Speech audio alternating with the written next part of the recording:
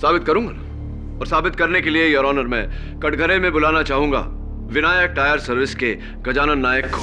गजानन, रवि के टैक्सी का टायर कैसे पंक्चर हुआ था? साहब 4 कीलें उसमें घुसी हुई थी, एकदम नई। 4 नई कील चमकती हुई ऐसी?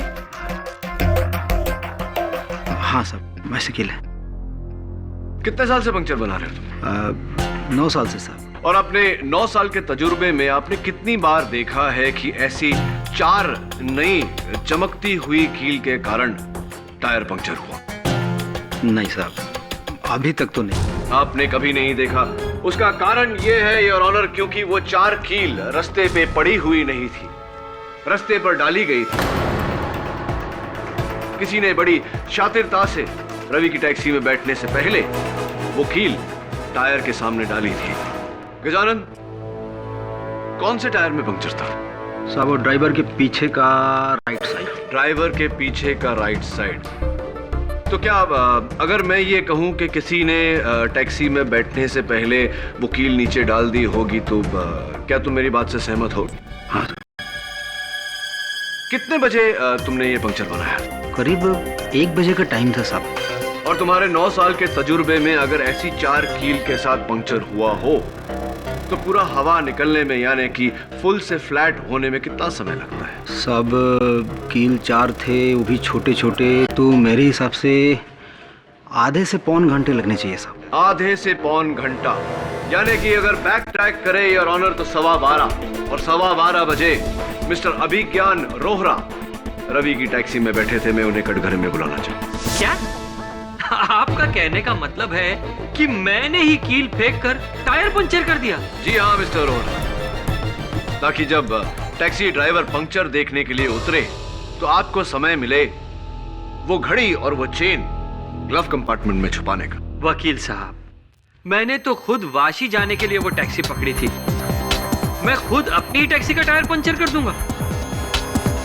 वो इसलिए मिस्टर रोहरा ताकि आपको भागने का मौका मिले, अपने मरते हुए साथी की लाश से दूर, और इल्जाम टैक्सी ड्राइवर पर आए।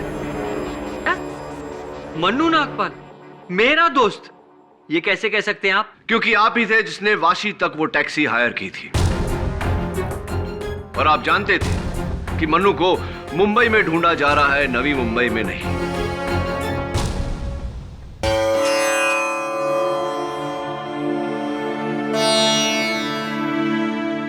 पापा, 1.5 दिन पहले आप इस घर में विराजमान हुए थे। आज आपके विसर्जन का समय है, लेकिन मैं आपको जाने नहीं दूंगी। विघ्न करता हूं ना आप, मुश्किलों को दूर करने वाले। आज मेरे जीवन की सबसे बड़ी मुश्किल मेरे सामने खड़ी है। कसम है मुझे मेरे बच्चों की, जब तक मेरे जीवन से ये मुश्किल आप दूर नहीं कर देते, मैं आपका विसर्जन नहीं करूंगी। नहीं जाने दूंगी इस घर से, नहीं जाने दूंगी।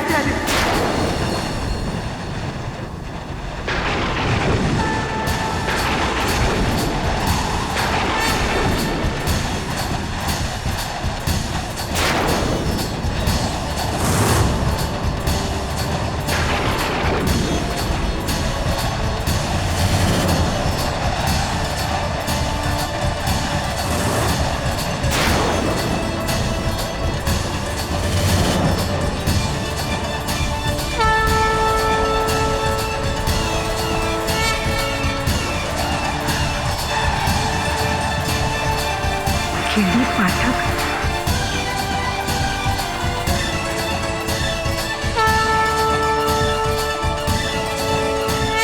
मिसेस बिली मौर्या, ईद और गणेश चतुर्थी एक साथ आई, मतलब मुंह डबल मीठा। ये देखो, आहा क्या शीर खुरमा भेजा है जुम्मन दर्जी ने। वही जिसको तुमने फैशन शो मर्डर केस में बचाया था। वो है। और ये मोदक? मोहन शर्मा जी क्या है? वो ज्वेलरी मर्डर केस था ना, वही। यानी मेरे दोस्त मानव की मम्मी, तब तो इसमें मेरा भी हिस्सा है। वापस रख, वापस रख। केडी पाठक जी, जी माफ कीजिए, बिना टाइम लिए आपसे मिलने चली आई। दरअसल मैं बड़ी मुश्किल में हूँ साहब। ले, सबके साथ शेयर करके खा जा, वहां बैठ के। नहीं, जब तक मेरे पति घर नहीं आ जाते मैं इन्हें प्रसाद खाने नहीं दूंगी। मिसेस बिलमोरिया, आओ बच्चों, बैठो। बैठिए। बताइए, कौन है आपके पति? कहाँ है वो? जी, रविकांत विचारे अपनी खुद की टैक्सी चलाते हैं, लेकिन 2 दिन से वो जेल में है, मर्डर के केस में।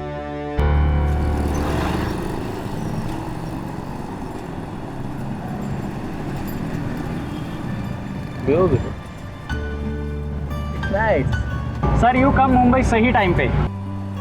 Now it's गणेश उत्सव, हमारा सबसे प्यारा भगवान। भाई यहाँ इसलिए ही आया हूँ, गणेश उत्सव पंडाल का फोटोज खींचने। अरे, you know हिंदी? या भाई ब्रिटिश फोटोग्राफर हूँ और London daily newspaper London times के लिए भी काम करता हूँ। मैं हर साल आता हूँ। क्या बात है साहब, मतलब आप इतनी दूर से?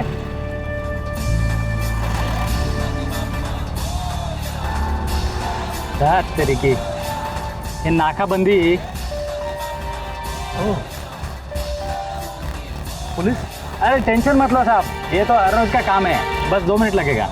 नो इधर से ही चला जाता हूँ। ओके, ये लो। लेकिन साहब, कीप द चेंज।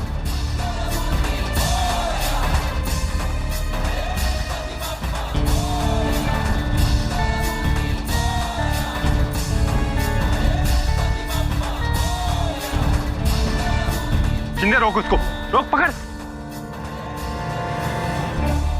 टैक्सी वाले कहाँ भाग रहे? साहब घर जा रहे हैं साहब। कहाँ से?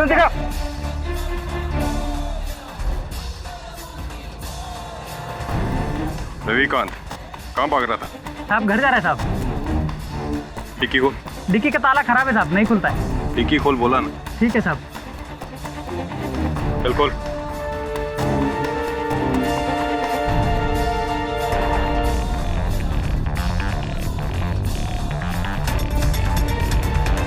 शिंदे,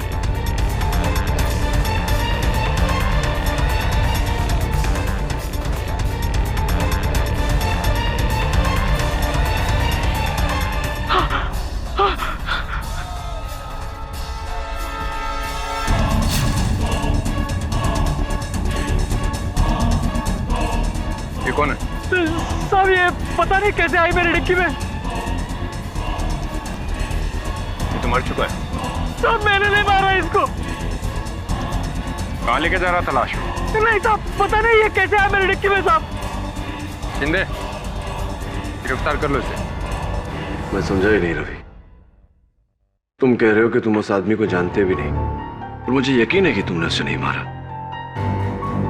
तो फिर उसकी लाश तुम्हारी टैक्सी में कैसे आई? मेरे को पता नहीं साहब, आयशप्पा, मैंने उस आदमी को नहीं मारा। मेरे को बचा लो साहब, मैं आपके आगे हाथ जोड़ता हूँ, मेरे को बचा लो। हौसला रखो, मैं अपनी पूरी कोशिश करूंगा। वैसे आप मेरे पास कैसे आ गई? किसने भेजा आपको?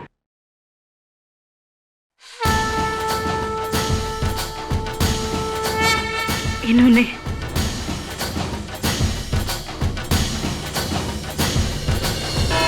रविकांत विचारे, तो तुम्हारा कहना है कि 2 सितंबर को तुम्हारी टैक्सी MHO2JS 393 में से जो लाश बरामद हुई, उसके बारे में ना तो तुम जानते हो और ना ही तुमने उसे मारा, तो फिर वो लाश डिक्की में आई कहां से?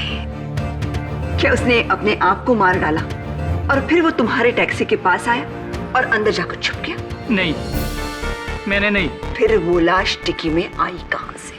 योर ऑनर, जाहिर सी बात है कि प्रोसिक्यूशन के इस सवाल का जवाब रवि के पास नहीं होगा, क्योंकि ये 24 घंटे अपनी टैक्सी के साथ तो रहता नहीं, तो इसकी गैर मौजूदगी में किसी ने वो लाश डिक्की में रखी है। रवि, तुमने आखिरी बार डिक्की कब खोली थी? सर रोज की तरह मैं सुबह 9 बजे टैक्सी बाहर निकालने के पहले डिक्की खोली, चेक किया था साहब, अंदर कुछ नहीं था साहब। यानी कि 9 बजे के बाद किसी ने वो लाश... एक minute, sorry to cut you KD. Dickey खोली, लेकिन तुमने तो पुलिस से कहा कि डिक्की का ताला खराब है, खुलती नहीं। पता नहीं, सुबह तो ठीक था पर दोपहर को खराब हो गया था। जाहिर है, क्योंकि दोपहर तक तुमने उसमें लाश रख दी थी। मिसेस उमा, उस आदमी की मौत कैसे हुई थी? जहर के असर से जज साहब। जज साहब, इस रुमाल को आर्सेनिक से बने ओडोलेस सॉल्यूशन में डुबाकर और इसे सुंघाने से उसकी मौत हुई।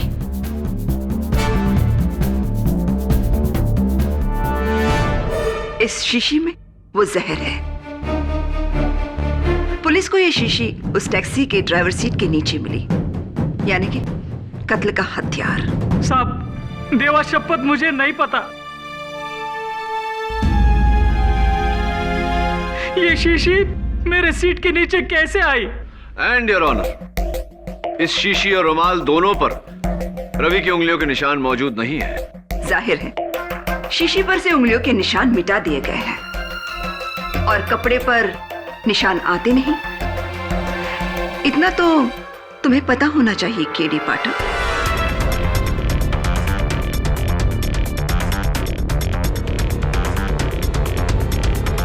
उस आदमी के बारे में कुछ पता चला? मसलन कौन था वो, क्या नाम, पता कुछ? जी जज साहब, मरहूम का नाम दिवाकर चोपड़ा है, दिल्ली का ड्राई फ्रूट ट्रेडर है। ये पर्स उसके पैंट की जेब में मिला, लेकिन इसमें से पैसे गायब हैं। कितने पैसे थे इसमें? मैडम मुझे नहीं पता। क्या कह रहे हो? सोने की चेन और घड़ी तो तुमने चुरा ली और पैसे छोड़ दिए। जज साहब, ये सोने की चेन और ये घड़ी रवि की टैक्सी के ग्लव कंपार्टमेंट में मिले और इन पर मरहूम दिवाकर चोपड़ा की उंगलियों के निशान हैं। जाहिर है ये चीजें उसी की है और इनका उसके ग्लव कंपार्टमेंट में होना, यानी रवि ने ही इन चीजों को चुराकर बाहर रख दिया।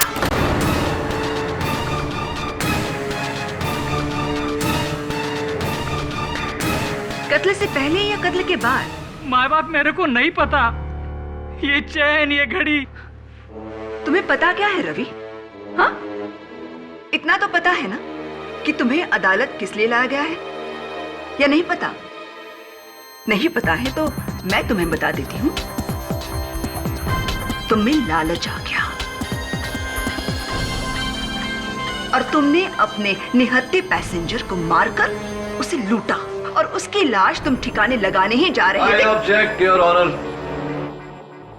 एक सोने की चेन और एक घड़ी के लिए रवि जैसा ईमानदार टैक्सी ड्राइवर अपनी बरसों की मेहनत, अपनी रोजी रोटी और अपने परिवार को दांव पर नहीं लगाएगा।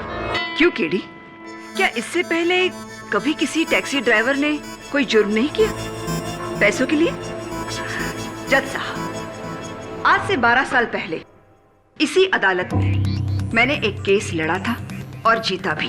Case number 324/99, Jagat Ram Tiwari versus state of Maharashtra, जहां जगत नाम के टैक्सी ड्राइवर को उम्र कैद की सजा हुई थी क्योंकि उसने अपने पैसेंजर के साथ लड़ाई करके उसे छुरा मारा था।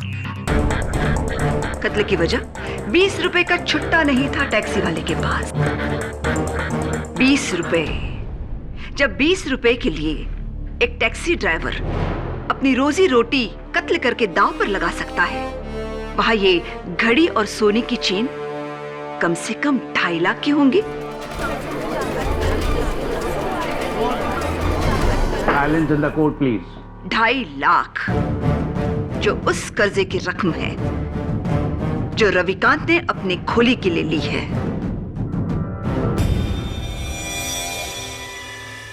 1, नाकाबंदी से भागना। 2, टैक्सी से लाश का मिलना।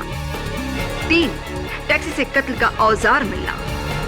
4, चोरी की घड़ी और सोने की चेन। 5, कर्जे की रकम। इन 5 उंगलियों को मिलाकर बनती है मेरे 23 साल के प्रोसिक्यूशन की मुट्ठी, जो केडी पाठक जैसे होनहार लेकिन जूनियर लॉयर भी नहीं मान सकते,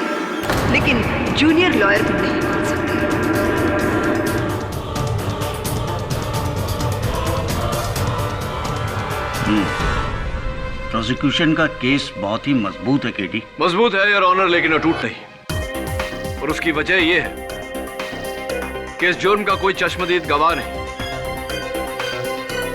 जाहिर सी बात है कि किसी ने यह कत्ल किया और उसके बाद लाश को रवि की टैक्सी की डिक्की में छुपाया। किसने? यही तो पता लगाना है योर ऑनर। उस दिन सवेरे 9 बजे से दोपहर के 3 बजे तक रविकांत की टैक्सी में 3 लोगों ने सवारी की। मैं उन्हें कटघरे में बुलाना चाहता हूं ताकि वो इस केस पे रोशनी डाल सके। क्या तीनों विटनेस मौजूद हैं? अनफॉर्चुनेटली योर ऑनर, बड़ी मुश्किल से सिर्फ 2 लोगों का पता चल पाया है, तीसरा अब भी लापता है। सबसे पहले मैं बुलाना चाहूंगा रविकांत के उस दिन की पहली पैसेंजर को, जिन्होंने अंधेरी से बैंड्रा कुर्ला तक टैक्सी ली, मिस सविता झाला। साहब, यही लड़की थी साहब। उस दिन मैं टैक्सी को साइड में पार्क करके होटल में चाय पीने गया था। 10 बजे का टाइम था साहब। बाहर आके देखा तो मैडम टैक्सी के पास खड़ी थी, बहुत घबराई हुई थी साहब। वो टैक्सी में बैठी और फिर सांता क्रूज में उसका दोस्त भी टैक्सी में आके बैठ गया। फिर दोनों के बीच पता नहीं अंग्रेजी में कुछ बड़ा बहस हुआ साहब। फिर बैंड्रा कुर्ला कॉम्प्लेक्स पे मैडम गुस्से से उतर गई साहब टैक्सी से। उसका दोस्त भी उसके बाद उतरा। हाँ तो मिस झाला, मैं आपसे जानना चाहूंगा कि आपको याद है वो उस टैक्सी की डिक्की खुली हुई थी उस समय? कौन सी टैक्सी? कैसी डिक्की? और मैं इसकी टैक्सी में कब बैठी?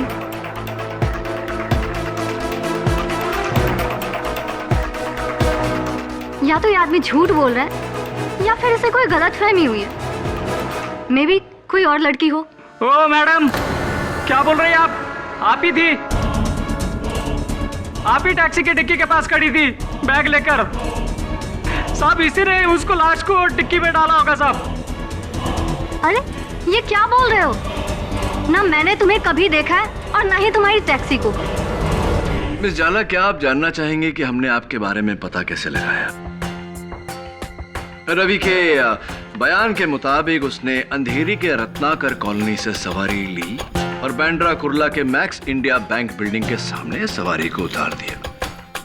हमने अंदाजा लगाया कि शायद वो सवारी मैक्स इंडिया बैंक में काम करती होंगी, तो वहां के कर्मचारियों से बात करने के बाद हमें पता चला कि उनकी एक ही मुलाजिम अंधेरे की रत्नाकर कॉलोनी में रहती हैं, जिनका नाम मिस सविता झाला है, यानी कि आप। तो उससे क्या साबित होता है? और वैसे भी उस दिन मैं ऑफिस टैक्सी से नहीं बस से गई थी।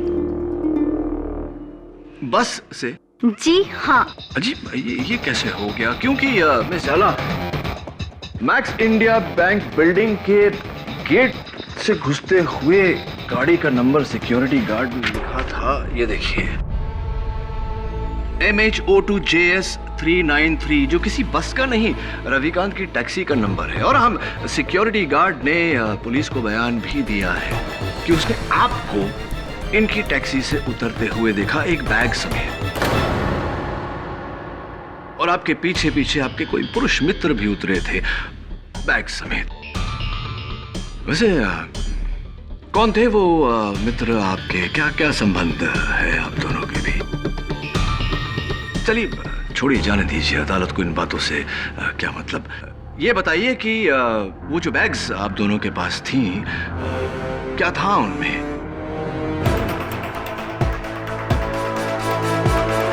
कहीं ऐसा तो नहीं कि आप दोनों का जाती सामान था उसमें और आप दोनों एक दूसरे के साथ भागना चाहते थे? नहीं नहीं, मैं भागी नहीं। मैंने अपना इरादा बदल लिया और मैंने आमोद को भी समझाया कि मैं अपने पेरेंट्स के अगेंस्ट नहीं जा सकती, और हमारे बीच लड़ाई भी हुई, इसलिए मैं भागने के बदले ऑफिस उतर गई। घबरा मत सरिता, तुम अदालत में इसलिए झूठ बोल रही हो क्योंकि तुम नहीं चाहती कि तुम्हारे घर वाले इस बात को जाने कि तुम उस लड़के के साथ घर से भागने की सोच रही थी। ये भी हो सकता है कि तुम अदालत में इसलिए झूठ बोल रही हो क्योंकि तुम ऐसी टैक्सी में बैठी थी जिसकी डिक्की में लाश पड़ी हुई थी, जिस लाश को शायद आप ही ने। नहीं, मुझे नहीं पता कि उस टैक्सी में लाश है, और न ही अमोद को। तो फिर एक बात बताइए मिस झाला, आप और आपके जो मित्र हैं मिस्टर अमोद, ये जो भारी भारी बैग्स आपके साथ थे, टैक्सी की डिक्की में रखने के बजाय, जैसे कि आमतौर पे सब करते हैं, आपने बैग्स अपने साथ टैक्सी के अंदर रखे। क्यों, कोई खास वजह?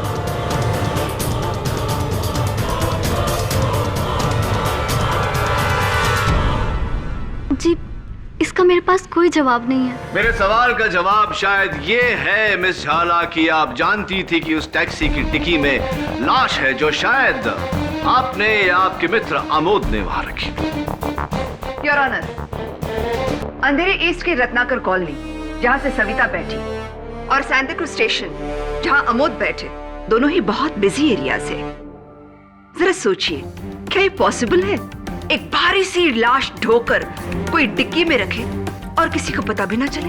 मैं प्रोसिक्यूशन की बात से सहमत हूँ। मिस सविता की घबराहट उनकी जाती कारणों से होगी।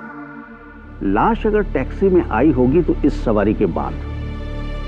तुम्हारे पास कोई और गवाह है KD? Yes your honour, Ravikant की अगली सवारी जो टैक्सी में अपना सेलफोन भूल गए थे, जिसके जरिए हमने उनको ट्रेस किया, मिस्टर अभिज्ञान रोहरा। मुझे मालूम था मुझे। तेरी तो टैक्सी का नंबर देखते ही मुझे डाउट हो गया था कि साली पनौती है मेरे लिए। पूरा दिन खराब हो गया तेरे चक्कर में, ऊपर से तूने मेरा मोबाइल भी चुरा लिया, और अब यहाँ खड़ा हूं मैं कटघरे में तेरी वजह से। मिस्टर रोहरा, आपके इस रिकैप के लिए मैं आपका शुक्रिया अदा करता हूं। Thank you. चलिए अब ये बताइए कि आपने रविकांत की टैक्सी कब पकड़ी, कहां से कहां तक? क्या कब और कहां तक के लिए वकील साहब, 12 साढ़े 12 बजे का टाइम था। मैंने इसकी टैक्सी बैंड्रा रेक्लेमेशन से पकड़ी और इससे कहा कि मुझे वाशी जाना है, नवी मुंबई। क्यों वाशी? क्यों वाशी? क्यों मतलब क्या वकील साहब? अरे भाई, मेरी फैक्ट्री है वहां पर। तो फिर आप तकरीबन 1 बजे बीच रास्ते में यानी कि सायन में उतर गए। क्यों? उतर गए? उतरा नहीं वकील साहब, सायन पर ही इसकी खटारा टैक्सी का टायर पंचर हो गया। अब मैं क्या इसके पंचर चिपकाने का इंतजार करता? मैंने तो इसे आधे पैसे दिए और इससे जान छुड़ा ली। मिस्टर रोहरा, पूरी ड्राइव में आपको टैक्सी की डिक्की में से कोई आवाज सुनाई दी? हाँ, आवाज तो आई।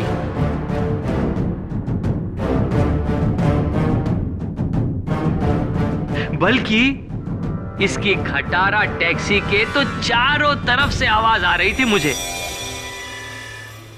अरे अंजर पंजर ढीले हो गए इसके खटारा के, इसलिए मैं तो खुशी खुशी जान छुड़ा ली। और इसी खुशी में आपका सेल फोन, आपका मोबाइल फोन जो है वो टैक्सी की सीट पर ही रह गया। हाँ, और इसने मेरा फोन मुझे लौटाया भी नहीं। वो तो अच्छा हुआ वकील साहब जो आपका मुझे फोन आ गया और मेरा सेल मुझे वापस मिल गया। Point to be noted your honour, Ravikant बेचारे का फोन वापस ना करना बेईमानी की निशानी है।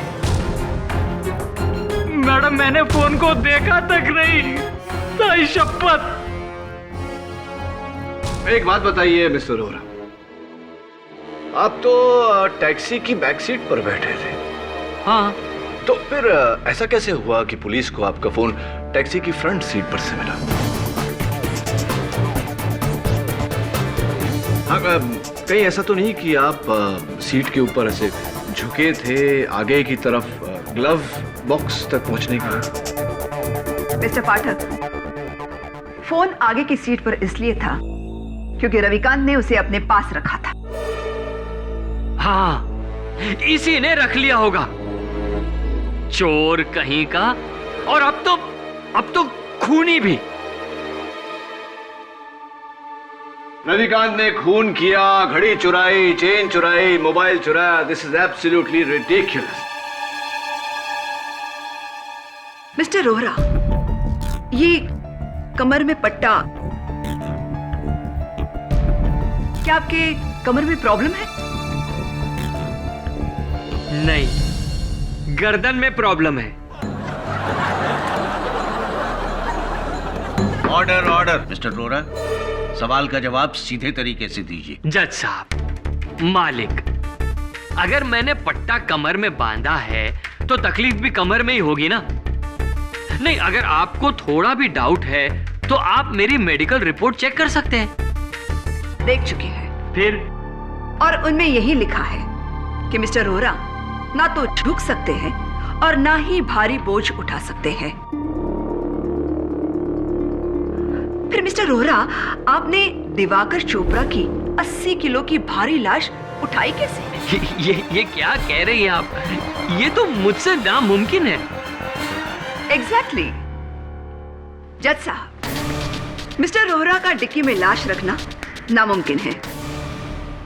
लाश तो सुबह से ही डिक्की में मौजूद थी।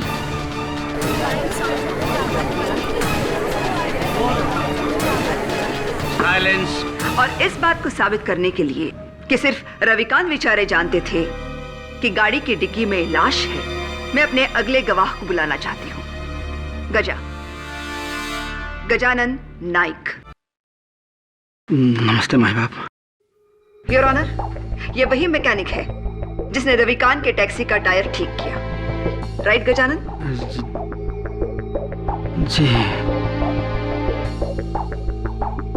घबराओ मत, तुम्हें कोई कुछ नहीं कहेगा। तुम सिर्फ इतना बताओ कि वो टायर तुमने कब और कहां ठीक किया। जी सर। मैडम। जी जी, माफ़ करिए मैडम, मेरी अपनी पंचर की दुकान है, विनायक टायर शॉप के नाम से, जो साइन में गणेश मंदिर के पास है। ये आदमी मेरी शॉप में अपनी टैक्सी लेके आया। उसके टैक्सी का पिछला टायर पंचर था। वो पंक्चर टायर लेकर तुम्हारे पास आया? जज साहब, नॉर्मली जब टायर पंक्चर होता है तो सबसे पहले डिक्की खोली जाती है और फिर स्टेपनी को निकालकर उस पंक्चर टायर की जगह फिट किया जाता है। तुमने ऐसा क्यों नहीं किया रविकांत? मुझे लगा बस 2 मिनट पे पंक्चर वाला है, तो इसके लिए मैं मगजमारी क्यों करूं? या फिर इसलिए क्योंकि तुम डिक्की नहीं खोलना चाहते थे? तुम जानते थे कि टैक्सी की डिक्की में लाश है।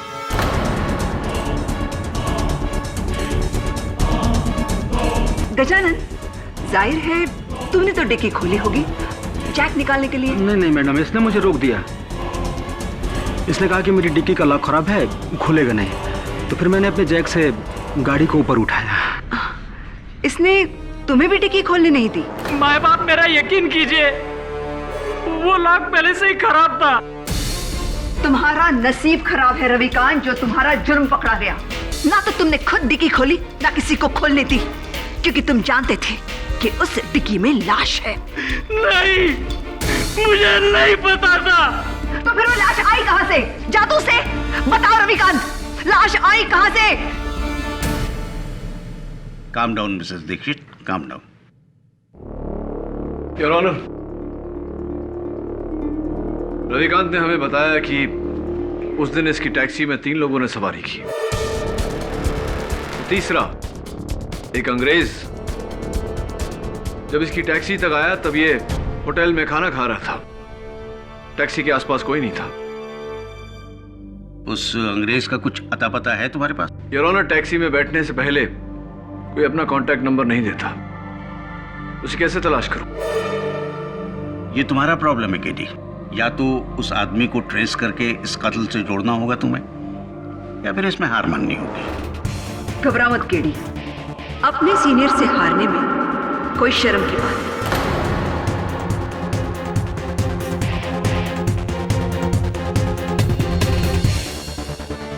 योर ऑनर, लाश की तहकीकात के बाद पुलिस को एक नया एविडेंस मिला है। उस आदमी का नाम दिवाकर चोपड़ा नहीं बल्कि मनु नागपाल है।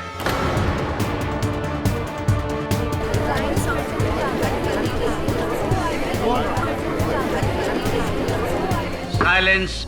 मनु नागपाल जो एक वांटेड क्रिमिनल था, जिसकी पुलिस को ड्रग स्मगलिंग के 9 अलग अलग केसेस में तलाश थी। Drug smuggling? जी हाँ योर ऑनर, ये इसका पुराना हथकंडा था।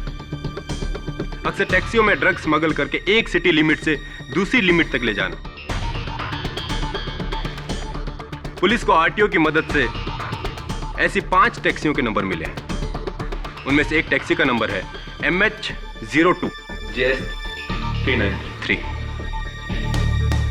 रवि विचारे की टैक्सी।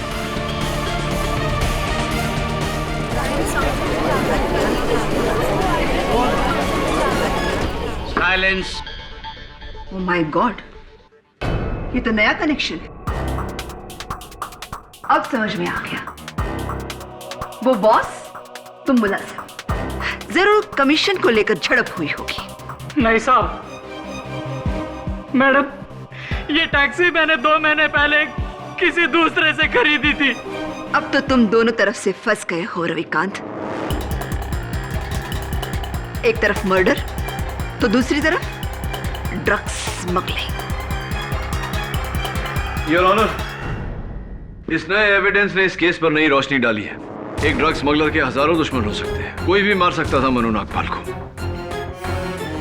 मैं चाहता हूं कि इस केस की छानबीन करने के लिए मुझे थोड़ा और समय दिया जाए। हो सकता है कि इस दौरान मैं उस अंग्रेज को भी ढूंढ निकालूं। ठीक है, यह अदालत अगली सुनवाई तक मुलतवी की जाती है। The court is adjourned for the day.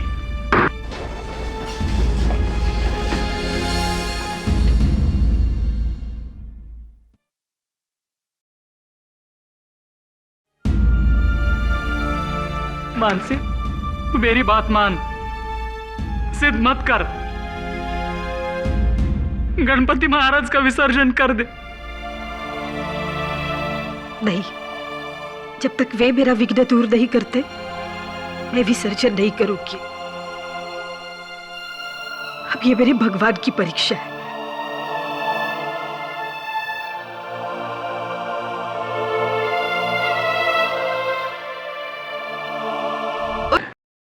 Varun, अगर मैं ये केस हार गया तो मानसी का भगवान पे से विश्वास उठ जाएगा। केडी सर, जितना मैंने इस केस को स्टडी किया, मेरा पूरा डाउट उस अंग्रेज पर है। वो पुलिस को देखकर ऐसे भागा था जैसे गाय के सर से सींग। आई एम वेरी श्योर उसी ने उस लाश को टैक्सी में डाला होगा। हाँ, लेकिन एक अंग्रेज टूरिस्ट को इस शहर में ढूंढेंगे कैसे? ये भी पता नहीं कि शहर में होगा या नहीं। रवि ने क्या कहा था वो? मैं एक ब्रिटिश फोटोग्राफर हूँ और London daily newspaper London times के लिए भी काम करता हूँ। फोटोग्राफर है।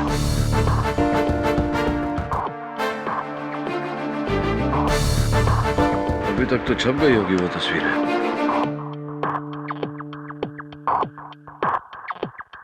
मिल गया, ये देख, लंदन टाइम्स। फोटोग्राफर का नाम जावेद स्मिथ। तो ये काम कर, इनके लंदन ऑफिस फोन कर और पता लगा कि ये गोरा इस वक्त मुंबई में कहाँ होगा। Right sir.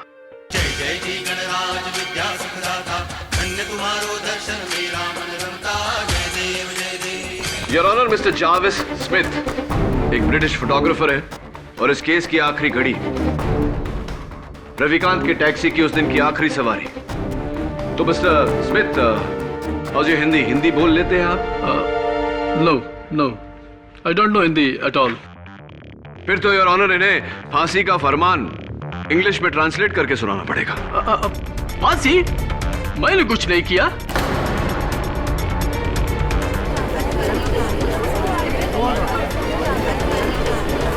ऑर्डर। हाँ, आपने कुछ नहीं किया, लेकिन बड़ी तेजी से 30 सेकंड में आप हिंदी सीख गए। क्या माइंड है आपका? अब जरा इस माइंड को रिवाइंड करिए और बताइए कि उस दिन रविकांत की टैक्सी से पुलिस को देखकर, नाकाबंदी को देखकर आप घबरा कर उतर गए थे। क्या कारण था इसका? नहीं, मुझे लेट हो रहा था। तो मैं वहां से पैदल गया। आपका ये बैकपैक पुलिस ने आपके होटल रूम से बरामद किया तो उसके पॉकेट से कुछ बू आ रही थी और लैब टेस्टिंग से पता चला है योर ऑनर की वो बदबू चरस की थी। इसके बारे में आप क्या कहना चाहेंगे?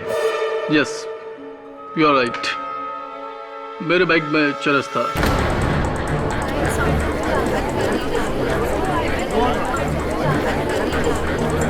साइलेंस। और मैं पुलिस को देखकर सोचा कि वो उसको सर्च करेगा तो मैं मुसीबत में पड़ जाऊंगा। Point to be noted your honour, Mr Smith के बैग में से ड्रग्स बरामद हुए। मनु नागपाल भी एक ड्रग डीलर था और मुझे पूरा यकीन है कि यह कत्ल इस ड्रग कनेक्शन की वजह से ही हुआ है। Your witness. No no, I swear, मैं ऐसे किसी आदमी को नहीं जानता। डोंट वरी मिस्टर स्मिथ, मुझे आप पर पूरा यकीन है और बहुत जल्द अदालत को भी होगा। योर ऑनर, पोस्टमार्टम की रिपोर्ट के तहत मनु नागपाल की मौत दोपहर के 1:30 और 2:30 बजे के बीच हुई और मिस्टर स्मिथ उस टैक्सी में लगभग 3 बजे के करीब बैठे। 3 ही बजे थे ना? हाँ, लगभग 3 बजे। There you are KD. आपकी ही दलील आपके खिलाफ। इस हिसाब से मनु नागपाल और मिस्टर स्मिथ सहयोगी नहीं हो सकते। सो योर ऑनर, उस दिन रविकांत की टैक्सी में सुबह 9 बजे से लेकर शाम के 4 बजे तक 6 लोग बैठे। 1 Savita Jhala, 2 Amod, 3 Abhigyan Rohra, 4 mister Jerry Smith, 5 driver Ravikant बिचारे एंड ऑफ कोर्स डिक्की में मरहूम मनु नागपाल। इनमें से पहले 4 पर तो शक की कोई गुंजाइश नहीं है। तो फिर बचा कौन? मनु नागपाल, जिसका कत्ल हुआ, और उसका कातिल रविकांत विचारे।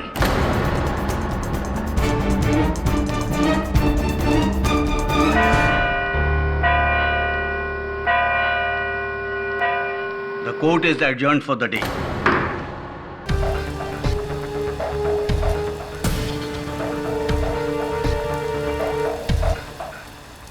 भगवान जी, अब आप ही कुछ कीजिए, वरना आपके भक्त को बचाना तो।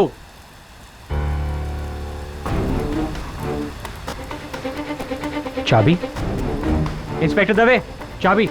डिक्की की है, बड़ी मुश्किल से खुलती है। चेक करते हैं।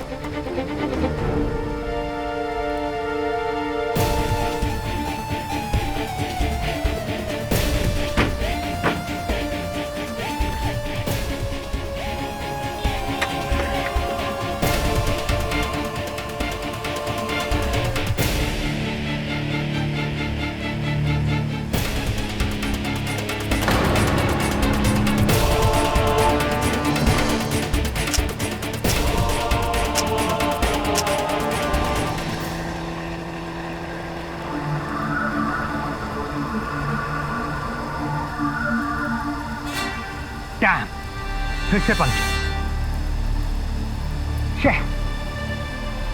विनायक टायर शॉप, ये तो वही टायर शॉप है जहां पर रवि की गाड़ी ठीक हुई थी। ये गणपति बप्पा मोरया। अरे भाई सुनो, तुम वही हो ना जिसने वो टैक्सी ड्राइवर रवि बेचारे के केस में गवाही दी थी? हाँ साहब, लेकिन आपको कैसे पता साहब? इतना घबरा क्यों रहे? यहाँ साहब अपन पुलिस कोर्ट कचहरी के चक्कर में नहीं पड़ना चाहता साहब। समझ सकता हूँ तेरी प्रॉब्लम। अब जल्दी से मेरी प्रॉब्लम सॉल्व कर, चल।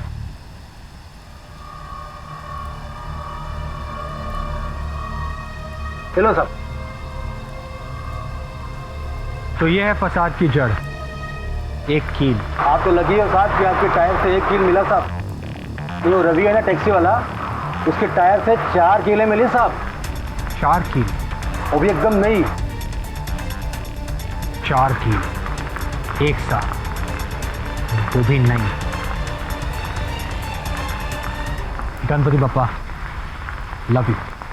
योर ऑनर, ये कुछ तस्वीरें हैं रविकांत के टैक्सी के डिक्की के अंदर के हिस्से की, जहां लगे हुए खरोचों से साफ जाहिर होता है कि किसी ने डिक्की को अंदर से खोलने की कोशिश की थी इस स्क्रूड्राइवर का इस्तेमाल करके।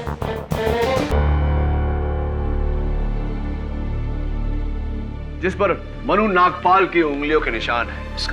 इसका मतलब ये हुआ यार ऑनर कि मनु नागपाल जब उस डिक्की में घुसा तब वो जिंदा था, मुर्दा नहीं। और एक पॉइंट पर उसने डिक्की से बाहर निकलने की कोशिश की, लेकिन बाहर के शोर के कारण रविकांत उसकी आवाज को सुन नहीं पाया। अब सवाल यह है यार ऑनर कि मनु नागपाल उस डिक्की में घुसा क्यों? वो शहर छोड़कर भागना चाहता था, और पब्लिक ट्रांसपोर्ट यानी टैक्सी से बेहतर सवारी और क्या हो सकती है? तो मनु ने खुद टैक्सी रोकी, रविकांत से कहा कि टैक्सी की डिक्की खोलो, मुझे उसमें छुपना है। मिसेस दीक्षित, पूरी बात समझने के लिए पूरी बात सुन लेनी चाहिए। योर ऑनर, जैसा कि मैं कह रहा था, मन्नू का कोई साथी था जिसने टैक्सी में बैठने से पहले रवि को बातों में उलझाया और मन्नू को समय मिला कि वो डिक्की का ताला तोड़ के उसके अंदर जाकर छिप जाए। अब ये भी बताओ कि वो साथी कौन था? जाहिर सी बात है प्रोसिक्यूटर साहिबा कि उस दिन रवि की टैक्सी में जिन लोगों ने सवारी की थी उन्हीं में से ही कोई एक होगा। तो तुम्हारा कहना है कि मनु शहर से भागने के लिए रविकांत की टैक्सी की डिक्की में छुपा, फिर उसने रुमाल लिया, अपने चेहरे पर लगाया और अपने आप को मारने की कोशिश की। प्रोसिक्यूटर साहिबा, आपकी आधी बात सच है और आधी बात गलत। हाँ, मनु ने खुद अपने चेहरे पर रुमाल लगाया था। उसका कारण यह है योर ऑनर कि मनु को धूल से एलर्जी थी और डिक्की में धूल से बचने के लिए उसने ऐसा किया था, यह जाने बिना कि उसके साथी ने पहले से ही वो रुमाल जहरीले सॉल्यूशन में डुबो दिया। थियरी अच्छी है लेकिन प्रैक्टिकल नहीं। साबित कैसे करोगे? साबित करूंगा ना, और साबित करने के लिए योर ऑनर मैं कटघरे में बुलाना चाहूंगा विनायक टायर सर्विस के गजानन नायक को। गजानन, रवि के टैक्सी का टायर कैसे पंक्चर हुआ था? साहब, 4 कीलें उसमें घुसी हुई थी, एकदम नई। 4 नई कील चमकती हुई ऐसी? हाँ साहब, वैसे कील है। कितने साल से पंक्चर बना रहे हो तुम? 9 साल से साहब। और अपने 9 साल के तजुर्बे में आपने कितनी बार देखा है कि ऐसी 4 नई चमकती हुई कील के कारण टायर पंक्चर हुआ? नहीं साहब, अभी तक तो नहीं। आपने कभी नहीं देखा? उसका कारण यह है योर ऑनर क्योंकि वो 4 कील रास्ते पे पड़ी हुई नहीं थी, रास्ते पर डाली गई थी। किसी ने बड़ी शातिरता से रवि की टैक्सी में बैठने से पहले वो कील टायर के सामने डाली थी। गजानन, कौन से टायर में पंक्चर था? साहब, वो ड्राइवर के पीछे का राइट साइड। ड्राइवर के पीछे का राइट साइड। तो क्या अगर मैं ये कहूं कि किसी ने टैक्सी में बैठने से पहले वो कील नीचे डाल दी होगी तो क्या तुम मेरी बात से सहमत होगी? हाँ। कितने बजे तुमने ये पंक्चर बनाया?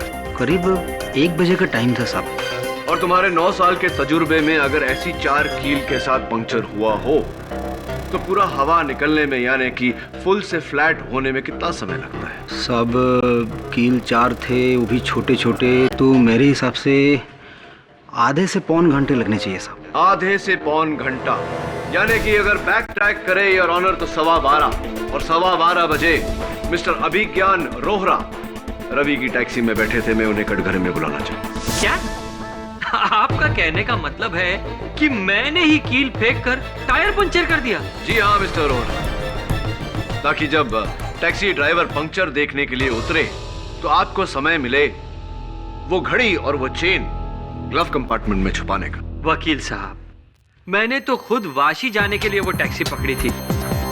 मैं खुद अपनी टैक्सी का टायर पंचर कर दूंगा। वो इसलिए मिस्टर रोहरा ताकि आपको भागने का मौका मिले, अपने मरते हुए साथी की लाश से दूर, और इल्जाम टैक्सी ड्राइवर पर आए। मन्नू नागपाल मेरा दोस्त, ये कैसे कह सकते हैं आप? क्योंकि आप ही थे जिसने वाशी तक वो टैक्सी हायर की थी, और आप जानते थे कि मन्नू को मुंबई में ढूंढा जा रहा है, नवी मुंबई में नहीं।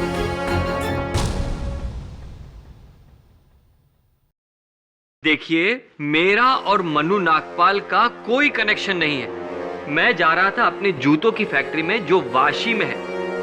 आप चाहे तो मेरे स्टाफ से पता कर सकते हैं। पूछा हमने, और आपके स्टाफ का साइंड स्टेटमेंट है जज साहब की टेबल पर, जो ये कहता है कि आप उस दिन अपने फैक्ट्री गए ही नहीं।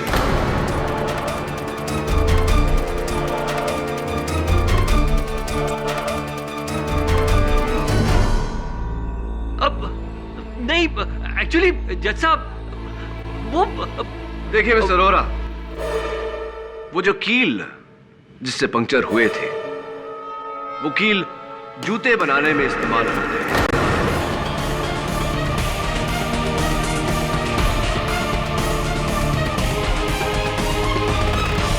बिल्कुल वैसे ही कील आपकी फैक्ट्री में भी इस्तेमाल होते हैं मिस्टर रोहरा। आपका खेल खत्म हो गया। आप जुर्म कबूल करते हैं या मैं जज साहब को वो तस्वीरें दिखाऊं? मैं आपसे कितनी बार कहूं कि मैं उससे नहीं जानता था। आप मनु नागपाल को नहीं जानते? जी नहीं। कभी नहीं मिले? नहीं। ये कुछ तस्वीरें हैं योर ऑनर। मिस्टर रोहरा और मिस्टर मनु नागपाल की एक साथ में ड्रिंक लेते हुए।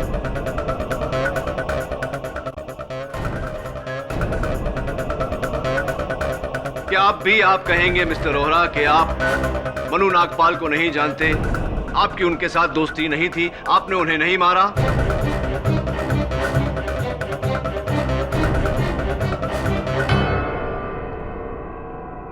हाँ, मैंने मनु नागपाल का खून किया है।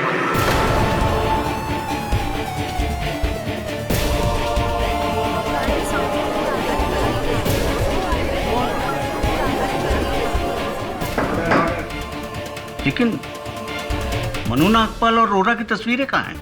माफ करिएगा योर ऑनर, मुझे ये छोटा सा झूठ मिस्टर रोहरा के बयान के लिए, इकबाल जुर्म के लिए बोलना पड़ा। बताइए अदालत को कि आपने मनु नागपाल को क्यों मारा? मनु नागपाल एक ड्रग स्मगलर था और मैं उसके इस धंधे में उसके बराबरी का पार्टनर। मेरे मन में लालच जागा। मैंने चाहा कि मैं वो पूरा का पूरा बिजनेस अकेला हथिया लूं। मैंने मन्नू नागपाल को मारने का फैसला किया। मैंने एक प्लान बनाया। जिस गाड़ी से हम लोग जाने वाले थे उस गाड़ी को मैंने खराब कर दिया और मैंने उससे कहा कि टैक्सी से चलते। बांद्रा के एक सुनसान रास्ते पर मैंने इसकी टैक्सी रोकी और इसके साथ वाशी तक के पैसों को लेकर बहस में लग गया। इसी बहस का फायदा उठाकर मन्नू ने इसकी टैक्सी की डिक्की चाकू से खोली और उसमें छुप गया, मेरा दिया हुआ जहरीला रुमाल लेकर। और टैक्सी में बैठने से पहले मैंने इसकी टैक्सी के टायर के सामने चालाकी से कीलें फेंक दी। मुझे पता था कि थोड़ी ही देर के बाद रुमाल का जहर असर करके मन्नू नागपाल को मार डालेगा और तकरीबन उतनी ही देर में टैक्सी का टायर भी पंचर हो जाएगा। और जैसे ही टैक्सी का टायर पंचर हुआ, मैंने इसे टायर चेक करने के लिए बाहर भेजा। मौका पाते ही मैंने मन्नू नागपाल की गोल्ड चेन और वॉलेट इसकी टैक्सी के ग्लव कंपार्टमेंट में डाल दी और जहर की शीशी। मगर अफसोस, ये सब करते समय मेरा मोबाइल इसकी टैक्सी में गिर गया।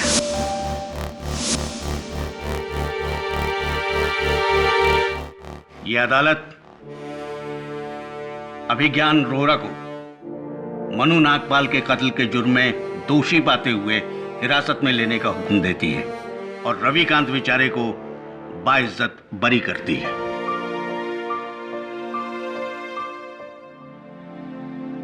The case is closed.